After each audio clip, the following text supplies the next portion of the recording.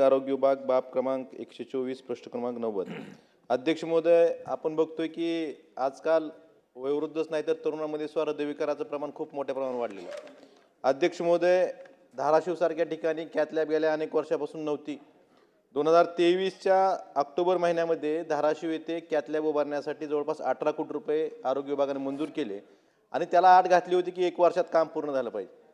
अध्यक्ष महोदय, 2024च्या ऑक्टोबरमध्ये काम पूर्ण होणं अपेक्षित असताना अद्यापपर्यंत ती कॅथ लॅब चालू नाही।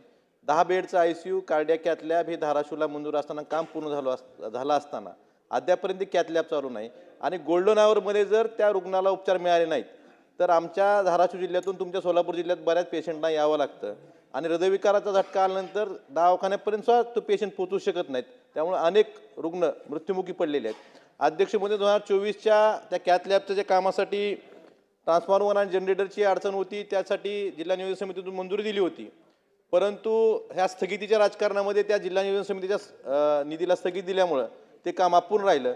25-26 मध्ये परत मंजुरी दिलेली आहे। या ठिकाणी सार्वजनिक बांधकाम मंत्री बसलेले आहेत, त्यांचं इलेक्ट्रिकल डिपार्टमेंट आहे।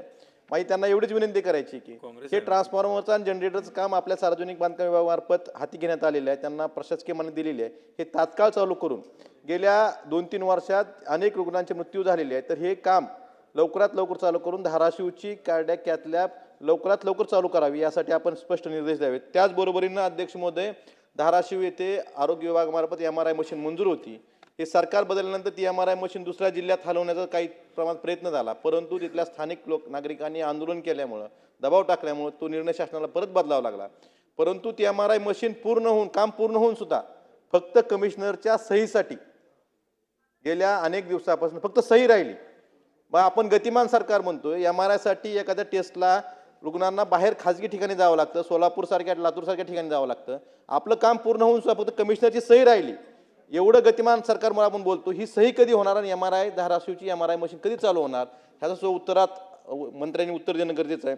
अध्यक्ष महोदय, त्याचबरोबरीनं 500 बेडचं सिव्हिल हॉस्पिटल धाराशिवला मंजूर झालं, त्याला निधीची तरतूद नव्हती। अनेक वेळा विधानसभेत आवाज उठवला, त्यानंतर एशियन डेव्हलपमेंट बँकेमार्फत त्या ठिकाणी निधीची तरतूद झाली, परंतु अद्यापपर्यंत त्या 500 बेडच्या सिव्हिल हॉस्पिटलचं काम चालू झालेलं नाही। हे काम लवकरात लवकर चालू होणं गरजेचं आहे, असंही आपल्या माध्यमातून मला सरकारला सांगायचं आहे।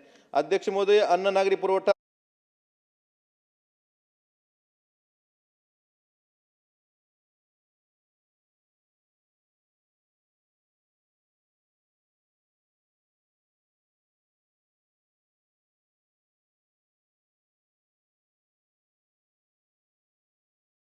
महोदय